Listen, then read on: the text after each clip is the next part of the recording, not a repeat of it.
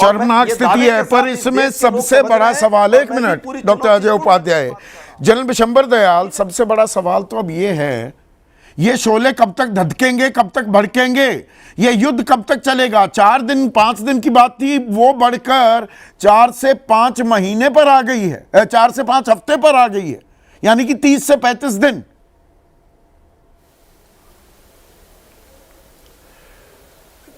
Thank you Sandeep, आपको और आपके दर्शकों को होली की बहुत बहुत मुबारक, और ऐसे शुभ अवसर पर आपने मुझे बुलाया है।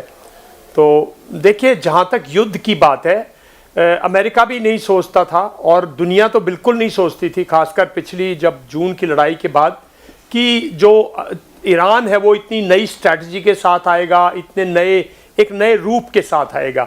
और जिस तरह से ईरान इस युद्ध में उतरा है, सरप्राइज होने के बाद, डिसेप्शन होने के बाद, कंप्लीटली आउटफ्लैंक्ड होने के बाद, कंप्लीटली टॉप लीडरशिप उसकी एकदम फर्स्ट डे को ही खत्म होने के बाद, पहले दिन से जनरल दयाल ये बात कह रहे थे कि देखना संदीप, आपने पहले ही दिन कह दिया था ईरान अलग थलग पड़ जाएगा। वही शोले फिल्म का वो डायलॉग कि अरे वो सांभा कितने आदमी थे, तो यहां पर तो कि भाई अकेला ईरान और सारी दुनिया उसके खिलाफ हो गई। चीन, रूस थोड़ा समर्थन में आवाज दे रहे हैं, पर उससे आगे कुछ नहीं।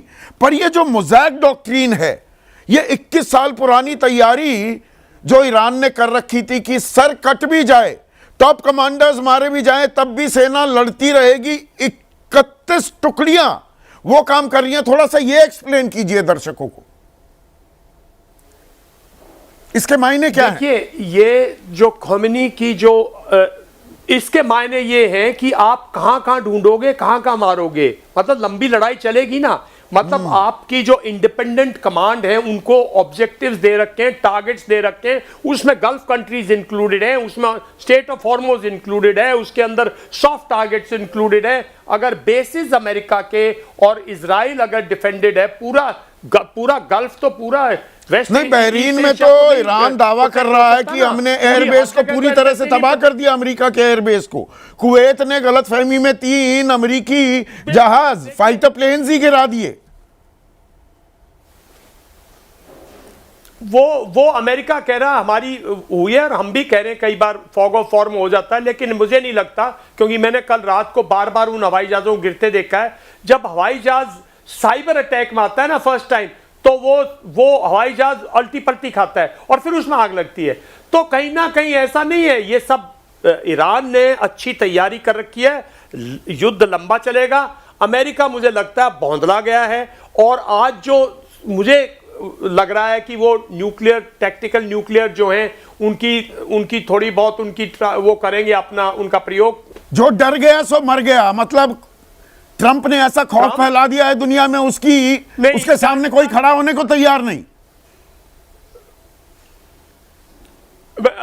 देखिए संदीप, लार्जर इशू देखिए, डोमेस्टिक जो इश्यूज बोलते हैं ना हमारी, उसके अंदर कहीं ना कहीं अपने इंटरेस्ट के चक्कर में हम अपनी हमारे जो मूल्य है, जो वसूल है, जो असूलों पे दुनिया चलती है ना, इंटरनेशनल लॉ पे चलती है, यूएन चार्टर पे चलती है, हर कोई कहता हम अपने इंटरेस्ट गार्ड कर रहे हैं, कोई ये नहीं कहता हमारी कंट्री, हर कोई कहता हम अपने इंटरेस्ट गार्ड कर रहे हैं, कोई ये नहीं कहता हमारी कंट्री की वैल्यूज ये हैं, हमारी कंट्री के प्रिंसिपल्स ये हैं, हमारी कंट्री का पूरा आधार इस चीज पर है।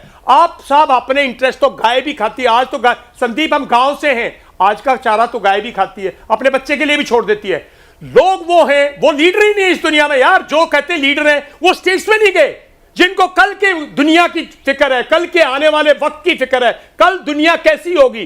अरे साहब, ट्रंप ने पहले टैरिफ्स किए, सब चुप हो गए, और अब तो चाइना, तो देखिए चाइना कुछ इनडायरेक्टली सपोर्ट कर रहा होगा, लेकिन ये चाइना, रशिया भी तो आइसोलेट हो रहा है, चाइना भी तो मार्जिनलाइज हो रहा है, बाकी किसी के कोई रेलेवेंस नहीं। दुनिया के लिए मायने क्या है इसके? जनरल साहब, ये तो बहुत ही खतरनाक तस्वीर सामने आ रही है। इसके मायने क्या है लॉन्ग टर्म में, लॉन्ग रन में, आने वाले भविष्य में इसके मायने क्या है? मैं बताता हूं।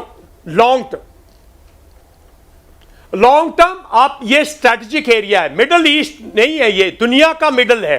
हमारी पूरी ट्रांसपोर्टेशन, एयर, नेवल, शिप्स, सब ये ट्रांसपोर्टेशन हब्स हैं, ये ट्रांसपोर्टेशन क्रॉसिंग है, सी लाइंस हैं, यहां से कम्युनिकेशन लाइंस हैं, एयरलाइंस हैं, ये सब के सब पर अगर एक दिन कंट्रोल करता है, अगर ईरान गिर गया तो अमेरिका का यहां कंप्लीट कंट्रोल होगा, एनर्जी पे कंप्लीट कंट्रोल होगा, चाइना को मजबूर होकर रशिया से एनर्जी लेनी पड़ेगी, भारत को भी रशिया के पास दोबारा जाना पड़ेगा एनर्जी के लिए, बिकॉज फिर वो अपनी मनमानी करेगा। दुनिया के लिए ये लड़ाई बहुत खतरनाक है, बिकॉज दुनिया की 5 पावर है, 2 पावर इन्वॉल्व है, रशिया और यूरोपियन यूनियन यूक्रेन के कारण बिल्कुल इन्वॉल्व है, कोई टाइम नहीं है। अमेरिका मनमानी कर रहा है, भारत जो चौथी पावर है वो शांत है, वो अपना इंटरेस्ट देख रही है, ना कि अपने प्रिंसिपल्स और अपनी वैल्यूज, और दुनिया को बताएं कि ये गलत हो रहा है। मतलब पागलपन इस रीजन में अब वो वहशीपन का दायरा कितना बढ़ता है अभी आने वाले दिनों में ये भी देखना होगा। वर्ल्ड ऑर्डर तो बिल्कुल कोलैप्स कर गया है, आउट ऑफ कंट्रोल हो गया है, क्योंकि Gabbar Singh out of control है एक वाजपेयी, ये बात मानेंगे आप? देखिए, जहाँ तक गब्बर सिंह का सवाल है तो गब्बर सिंह के सामने एक संस्कारी आदमी, बुद्धिमान आदमी, वो तो खड़ा हो तो नहीं पाता है, और होगा भी तो बड़े डिप्लोमेटिक तरीके से होगा। अभी कहा जा रहा है कि भाई क्यों नहीं पक्ष लेते, क्यों नहीं चुप हो। देखिए, सरकार से बेहतर कोई जानता नहीं है कि इन परिस्थितियों में कितना बोलना है, कितना नहीं बोलना, क्या फर्दर एक्शन होगा। और गवर्नमेंट की प्रायोरिटी जहाँ तक हम लोग समझ पाए हैं, बीइंग ए राजनीतिक पार्टी को रिप्रेजेंट करते हैं, कि जो भारतीय फंसे हुए हैं उनको किस तरीके से निकाला जाए। नहीं, वो ठीक है, पर उसमें शोक संदेश देने में क्या जाता है?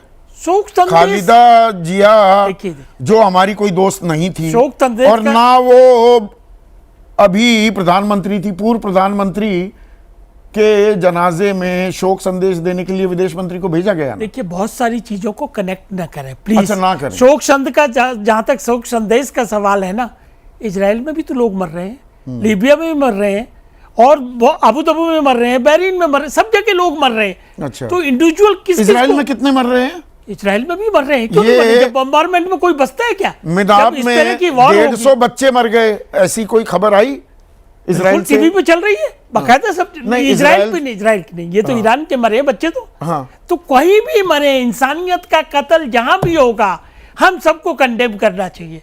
अब गवर्नमेंट क्या करेगी, क्या नहीं करेगी, हम प्रवक्ताओं से इसका क्या मतलब है? हम लोग तो एक आकलन, और बेस्ट आकलन कर दिया जनरल साहब बैठे हुए हैं, हम लोग उन चीजों के बारे में क्या जाने? हम तो इंसानियत की बात कर सकते हैं, हम ये कह सकते हैं कि बुद्ध की धरती है, युद्ध नहीं होना चाहिए। सरकार ने जो अपील की है सभी पक्षों से, हम उसकी भी तारीफ कर सकते हैं।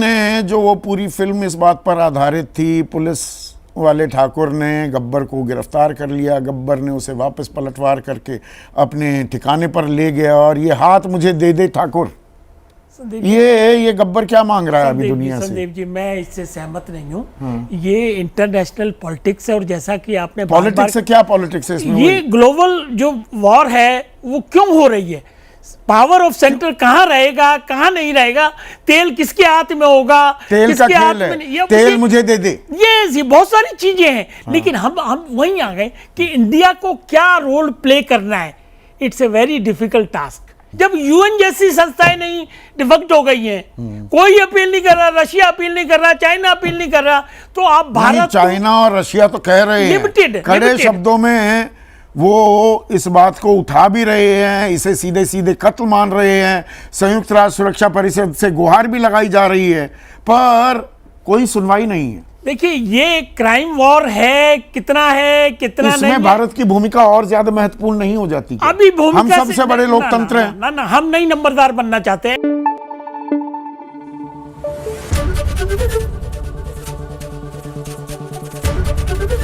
एबीपी न्यूज आपको रखे आगे।